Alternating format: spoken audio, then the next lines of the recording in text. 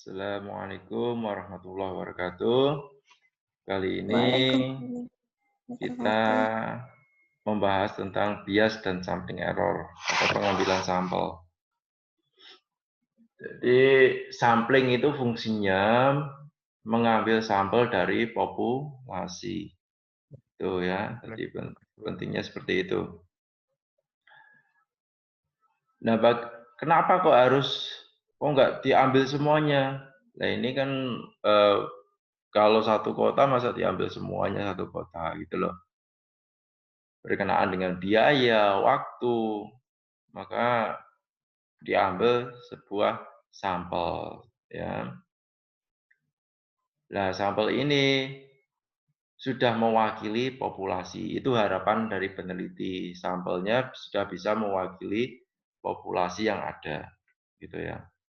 Nah, kalau samplingnya aja kurang bagus, ya pengambilan sampelnya tidak memenuhi kriteria pemenuhan populasi. Tuh.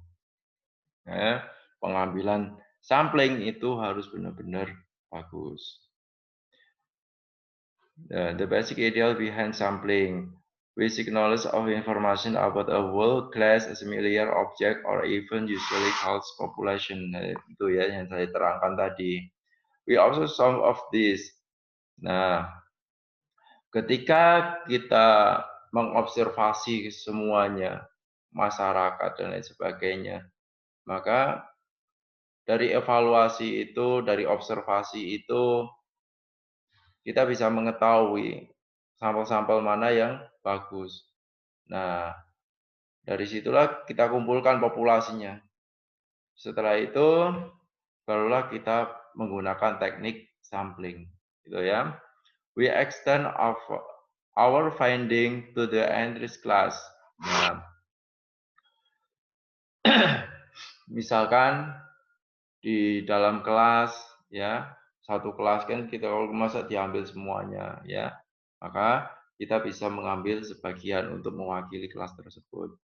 Why sampel? Mengapa sampel? Satu kasus susah digunakan sebagai basis generalisasi karena banyaknya variasi dalam suatu populasi. Contoh persepsi 3 orang buta yang memegang gajah ya. 3 orang buta yang memegang gajah. Ketika orang itu memegang gajah, ya. Orang buta yang pertama bilang, yang saya pegang ini adalah kakinya. Bukan, ini adalah tubuhnya. Atau dia bisa juga berpersepsi lain. Saya megang sapi. Enggak, ini bukan sapi. Tapi ini gajah. Bukan, ini adalah kerbau. Nah, beda-beda persepsi. Gitu ya. Karena dia buta. Itu. Ada pula pertimbangan praktis yang bikin perlu sampling.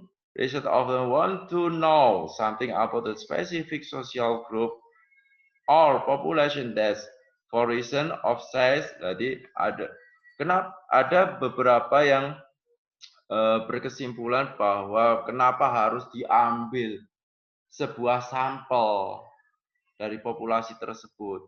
Karena ada beberapa alasan ya. For reason of size, mungkin terlalu luas, waktunya nggak cukup, uangnya nggak cukup, dan banyak lagi ya. Tuh. Why sampel yang kedua ya. Bisa makan waktu terlalu lama, data bisa obsolete ya. Respon awal dengan respon akhir bisa beda karena ada suatu kejadian gosip dan sebagainya. Misalkan ya, terlalu banyak yang kita gunakan untuk penelitian. Misalkan ada 10.000 orang ya. Kita lakukan penelitian di Kabupaten Kediri ini semuanya. Ketika kita melakukan penelitian itu masih di Kecamatan Purwoasri, ya kan? Pertama kali masih belum bias. Setelah menginjak Kecamatan Papar,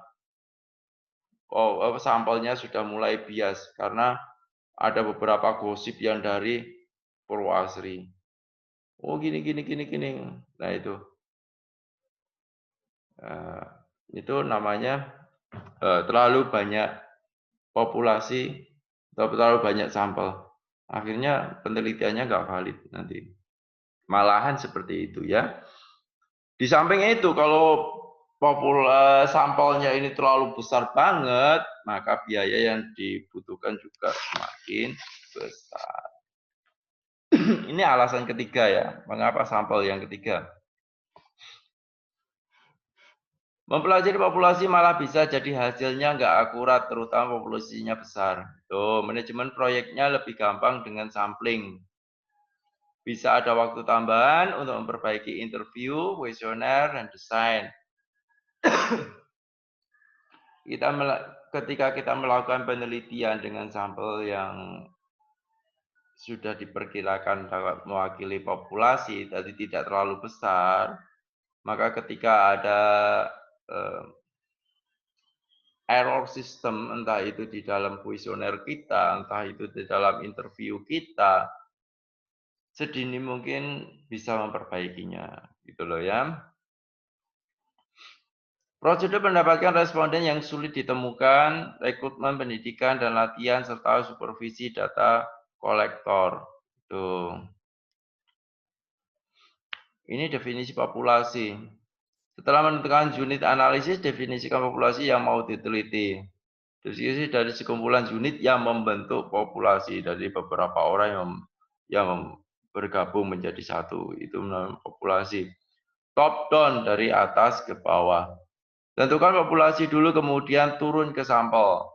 Dari atas diambil sampel melalui sampling. Nah, tadi sampling itu teknik pengambilan sampel dari populasi. Ya, jangan kebalik. Hal yang tidak jarang terjadi memilih sampel yang gampang dulu, kemudian mengasumsikan sampel tersebut representatif terhadap populasi. Bottom up belum tentu ya. Apakah sampel ini sudah bisa mewakili populasi? Emang belum tentu, tetapi setidaknya kalau populasi itu adalah populasinya homogen, setidaknya sudah bisa mewakili sampel. Ya, sampel itu sudah bisa mewakili populasi. Itu. Ini kalau kita gambarkan seperti ini ya. Yang lingkaran besar itu ada populasi, terus sampling. Ya, ketika sampling ini masuk, terjadilah sampel. Ya. Nah, di dalam sampel ini ada yang error, ada yang enggak, gitu loh ya. Nah, yang error gimana? Yang error bisa diganti dengan sampel yang lain. Ya. Yang error tidak diketahui, Pak. Kalau enggak diketahui, makanya ada kemaknaan 0,05. Ya, 0,05 ini adalah angka kemaknaan atau angka error. Enggak pasti ya. Kalau kita bisa kita mengambil 0,1, bisa kita mengambil 0,05, bisa juga kita mengambil 0,01. Sekarang yang saya tanyakan, kalau 0,1 itu berapa persen?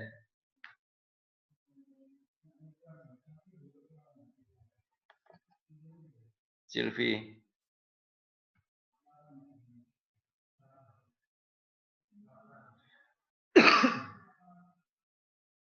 Berapa persen, Silvi? 10% ya. Kalau 0,05 berapa persen, Ira?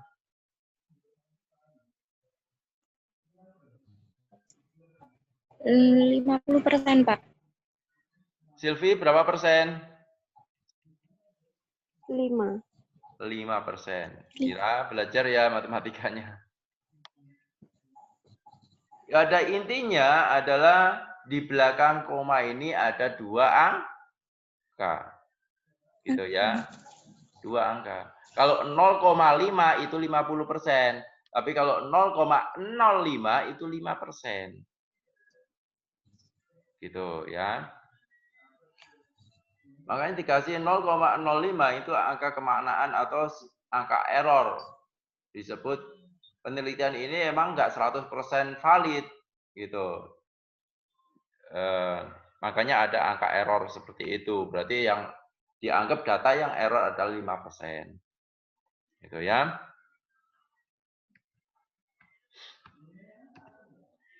Definisi populasi memilih acak seperti itu, populasi mana yang terwakili. Misalnya di mall, hari Sabtu memilih sampel secara acak. Di mall ini. Kemungkinan overrepresent weekday worker dan underrepresent kelompok lain seperti anak-anak, pensiunan, pengangguran dan lain sebagainya. Ini kan nanti menjadi sistem error gitu loh ya. Pemilihan mall elit, sampel lebih representatif ke golongan A. Mall kurang elit, sampel lebih representatif ke golongan menengah ke bawah. Gitu. Berarti bisanya seperti itu. Nah, akibatnya populasi yang direpresentasikan hanya bisa para pengunjung mall X hari Sabtu, nilai generalisasi yang rendah. Disebut rendah karena di mall itu kan bermacam-macam karakter ya. Usia aja berbeda-beda, pekerjaannya berbeda-beda, golongannya berbeda-beda, ya. Makanya disebut dengan general. Nah, ini tentunya tingkat biasnya lebih tinggi sekali. Ya. Karena heterogen, kurang homogen ya. Kalau yang homogen misalkan di SMA. Nah, homogen usianya homogen gitu ya. Terus pendidikannya juga homogen gitu. Definisi populasi yang ketiga, pendefinisian populasi, mengidentifikasi populasi target, menentukan sampling frame. Frame namanya frame, biasanya ada frame foto. Nah, bingkainya ya, bingkainya. Jadi populasi sendiri itu ada dua ya. Ada populasi target, ada populasi terjangkau. Nah, yang populasi terjangkau ini dimasukkan kriteria inklusi dan eksklusi yang sesuai dengan penelitian kita, kita masukkan. Yang tidak sesuai, kita keluarkan. Nah, setelah itu, barulah dimasukkan rumus sampel.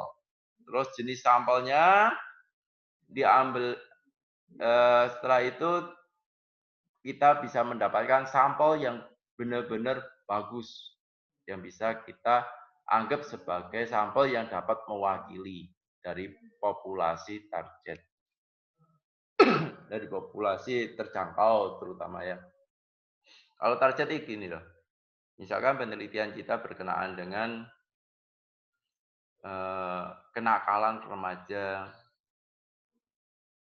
Ya, kenakalan remaja di SMA, Bakti Mulia misalkan. Nah, dari situ itu kan populasi target kita adalah SMK Bakti Mulia, siswa SMK Bakti Mulia.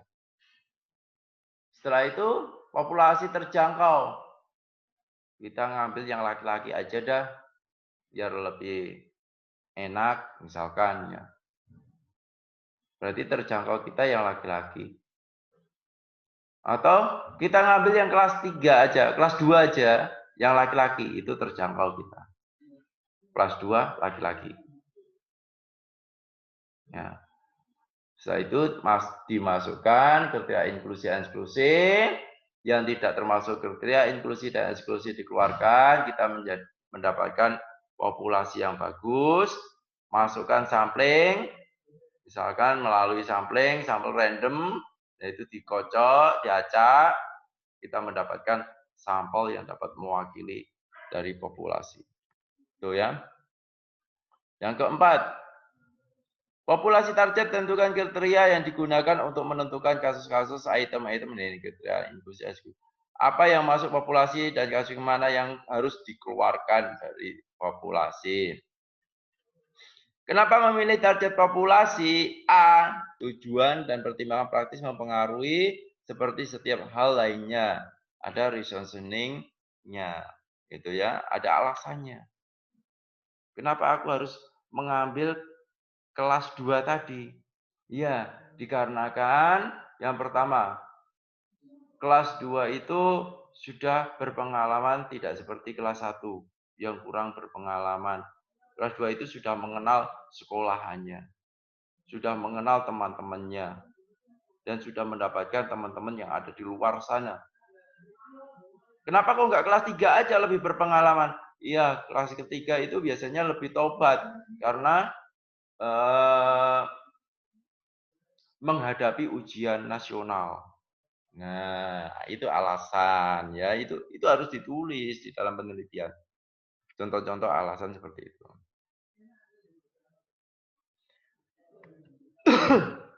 Ini yang kelima. Sampling frame, definisi operasional dari populasi target. Sampling frame bukan sampelnya sendiri, tapi cara pengambilan sampel dari populasi yang sudah ditentukan. Itu sampling, namanya sampling itu pengambilan. Yang sudah saya terangkan dari awal tadi ya. Sampling frame melist semua kasus, menentukan suatu aturan. Kasus-kasus item-item kemudian dihadapkan pada aturan tersebut untuk menentukan masuk atau tidaknya. Yang keenam, misalnya email, survei sampling frame. Ya, pakai list email di bagian akademis. Atau listnya di bulan aja. List tidak selalu ada, bisa dipakai. Idealnya sampling frame identik dengan populasi target. Permasalahannya, dalam pembuatan definisi operasional tidak bisa 100% tepatnya penerjemahan.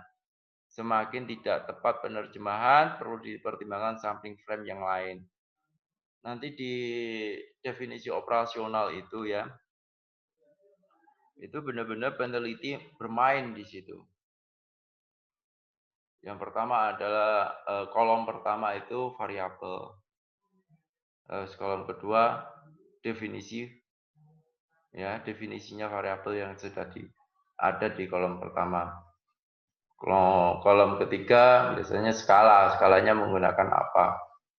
Ordinal, interval, rasio, ya atau nominal. Tuh, itu skalanya. Habis itu sebelum skala indikator dulu, indikator. Jadi indikator itu adalah penelitian-penelitian kita. Nah, yang akan kita lakukan penelitian itu indikatornya. Indikator dari variabel tersebut ya. Jadi variabel definisinya, habis itu jadi variabel definisi operasionalnya, baru indikatornya, baru skala, baru skor. Itu kolomnya di definisi operasional. Sampling design idealnya sampel yang didapat representatif. Ini kenapa harus mencari desain-desain sampling? Sampling itu banyak ya. Ada random sampling, ada purposive sampling, ada snowball sampling. Ya. Jadi semuanya itu tergantung pada situasi dalam penelitian kita.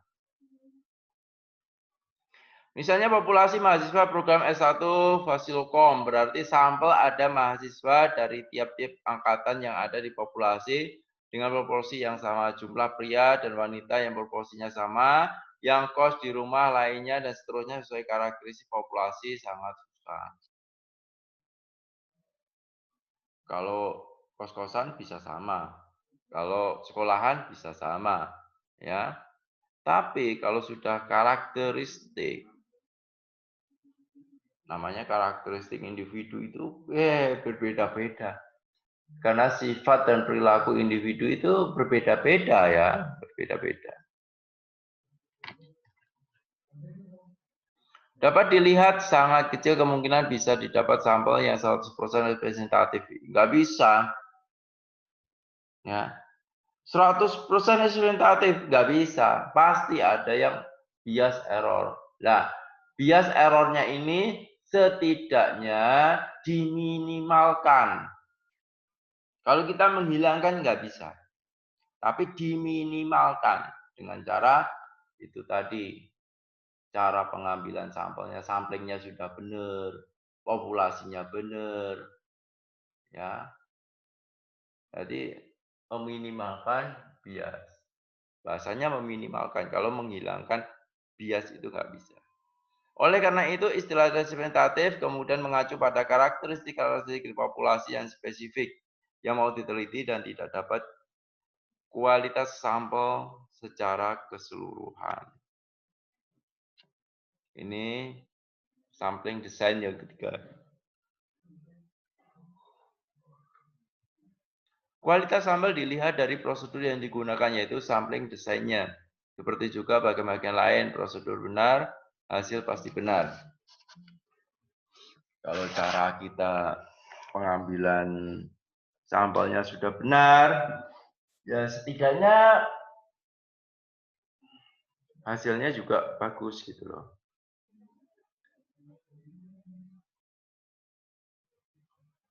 Sampling design ada probability sampling, non probability sampling.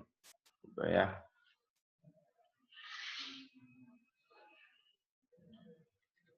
Jadi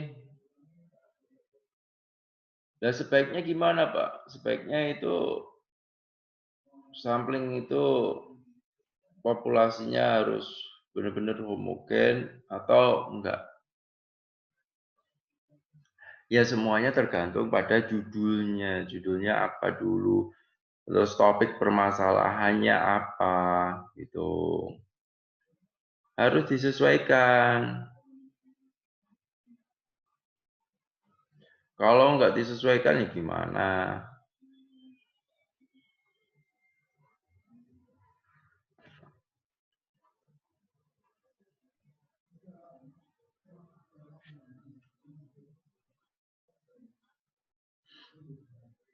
Makanya ada dua sampling design, probability sampling sama non probability sampling, gitu ya. Kalau sangat homogen, mendekati homogenitas 100%, mendekati, enggak ada yang 100% homogen, itu enggak ada. Ya, mendekati homogenitas yang sangat tinggi, itu kita bisa menggunakan probability sampling, ya, karena sampelnya sudah mendekati homogen banget gitu. Nah, kalau sampelnya ini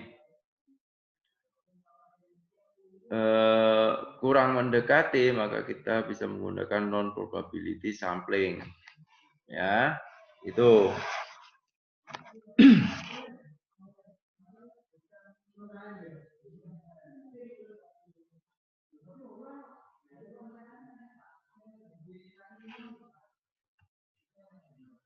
Sampling desain, probability sampling, setiap anggota populasi memiliki known probability untuk terpilih menjadi sampel dan setiap sampel diambil secara acak. Ini biasanya kalau probability sampling ini menggunakan random samplingnya. Lebih dapat diterima daripada non probability sampling. Ya, kalau non probability sampling, peluang anggota populasi tidak diketahui karena pengambilan sampel tidak dilakukan secara acak. Misalkan accidental sampling, kamu meneliti di poli bedah, misalkan di poli bedah, ya, tentang pelayanan rumah sakit.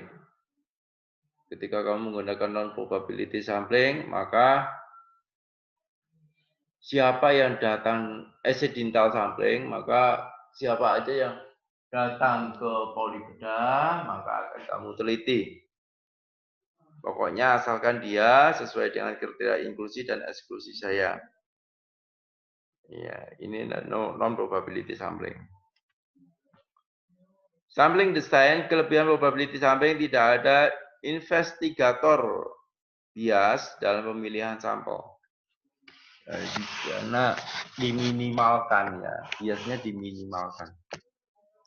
Hukum probabilitas dapat dipakai untuk menghitung estimasi keakuratan sampel. Generalisasi dapat dilakukan dan batas-batas generalisasi dapat diketahui. Ya.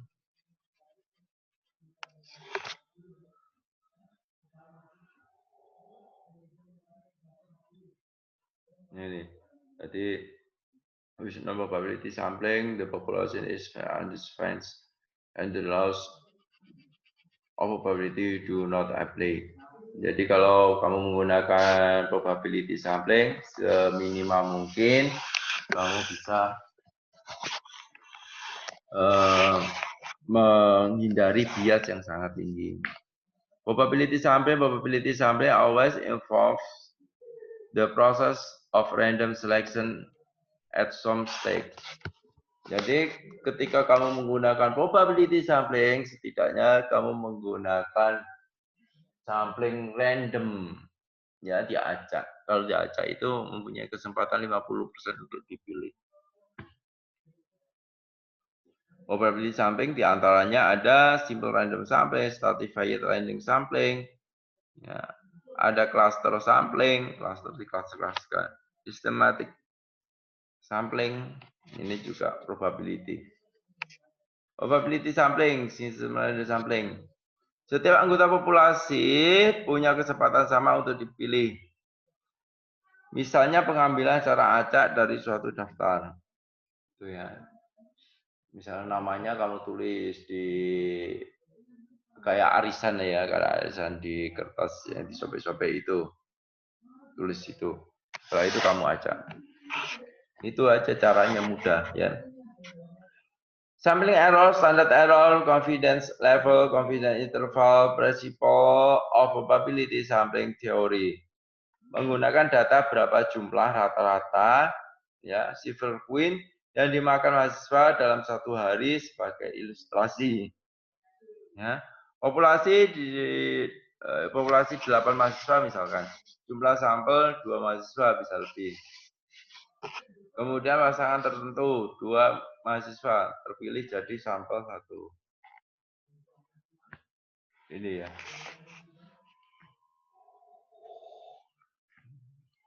Probability sampling simultaneous sampling.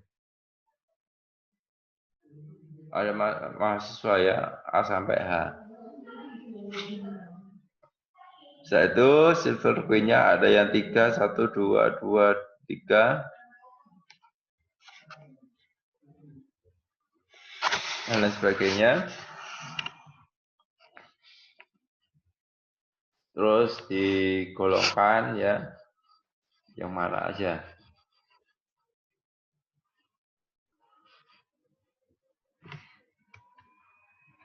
Ini adalah grafiknya. Seperti yang kemarin min, nilai tengah rata-rata.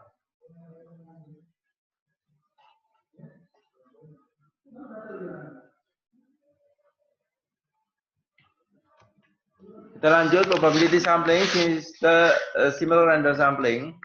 Misalkan ada 8 kasus yang minnya antara 2,0 sampai 4,0. Jadi ada kemungkinan yang keluar 3,3. Jadi probabilities mendapatkan min sampel dalam ring 2 sampai 4. Ya. 2 sampai 4 adalah 18 sampai 28. Sama dengan 64.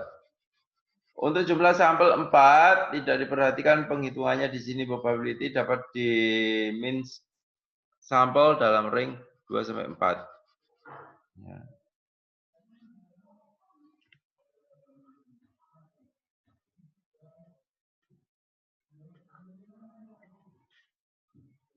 Tadi kita itu mencari sampel itu yang kecil dengan alasan itu yang tadi saya sebutkan. Tetapi ada sebagian yang memiliki sampel itu besar ya. Ini semakin dekat macam sampelnya dengan populasi macan. Jadi kalau sampel besar itu resiko errornya emang lebih kecil, cuman kelemahannya di kepala itu. Probability sampling, sistem simple random sampling. Selisih antara sampel statistik, misalnya min, dengan populasi parameter disebut sampling error. Karena ada selisih.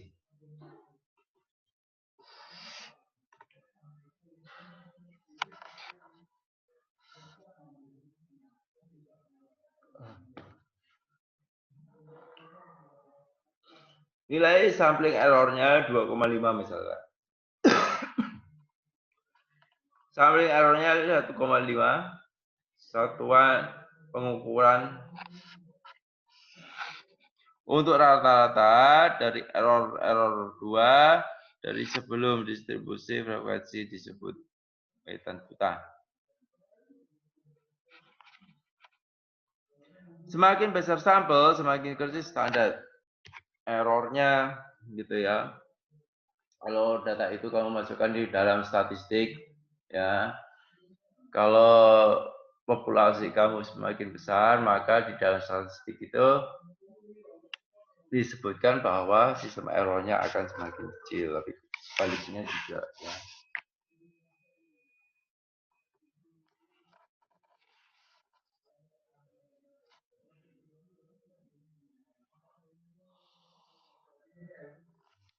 Probability sampling,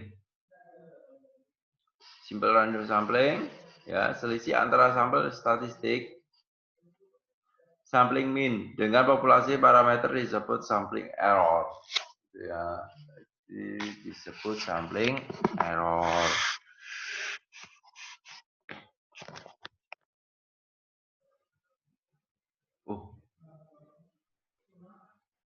Semakin besar sampel, semakin kecil standarnya.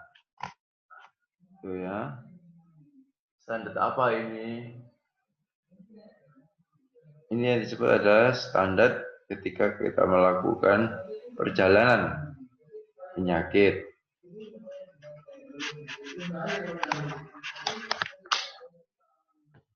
Probability sampling, simple random sampling, mean populasi adalah antara 2,0 sampai 4,0. Confidence interval dengan probability or level of confidence, tingkat kepercayaan 89%. Kalau tingkat kepercayaan ini adalah 89%, berarti tingkat kemaknaan atau tingkat errornya berapa?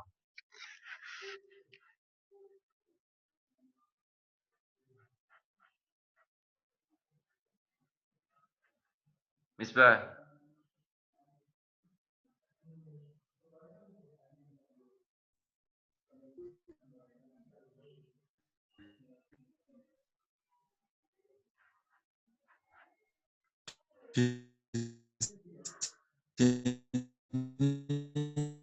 Ya, berapa?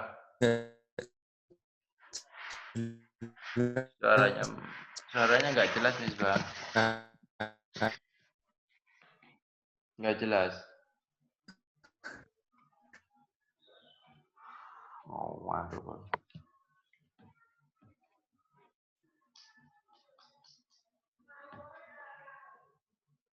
Silvi?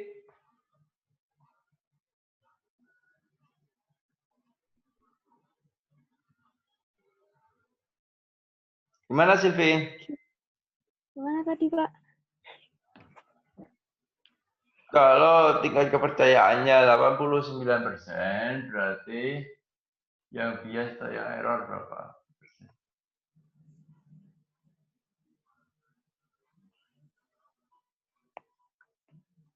11%. 11% ya, benar. Cocok. Probability sampling atau stratified random sampling populasi dibagi menjadi 2 segmen atau lebih yang mutunya eksklusif yang disebut strata. Berdasarkan kategori-kategori dari satu atau lebih variabel yang relevan, baru kemudian dilakukan simple random sampling.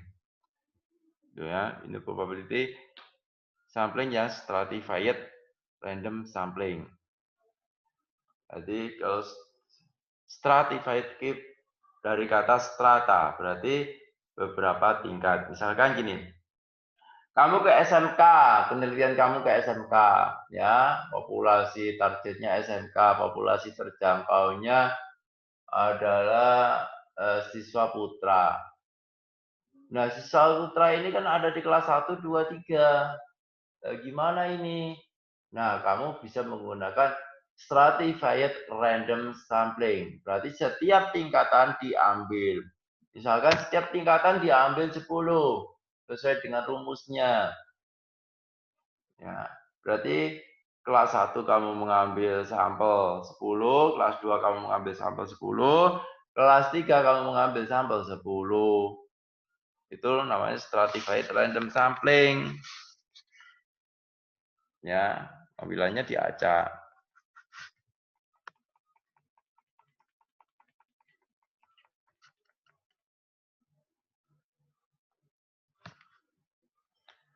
Selain meningkatkan efisiensi, stratified random sampling juga digunakan untuk memastikan kategori-kategori yang proporsinya kecil dalam populasi cukup terwakili. Ya. Terus ada juga stratified random sampling, belum habis ini. Misalnya di populasi, orang Jawa 90%, orang Sunda 5%, orang Bali 5%, dan lain sebagainya. Kedua kelompok tersebut sedikit sehingga dalam statistical estimates tenggelam karena kurang dari 30 dianggap tenggelam. Nah, biar memenuhi minimal dari sampel, minimal sampel itu adalah 30. Kalau memenuhi minimal dari sampel, maka akan dilakukan misalkan stratified random sampling. Habisnya sih kalau kelas 3 diambil segini, sisanya masih segini. Kelas 2 segini. Nggak cukup ini. Nah, itu yang lainnya bisa ditenggelamkan. Kalau nggak cukup, kamu bisa mencari alternatif lain atau mencari pengobatan lain.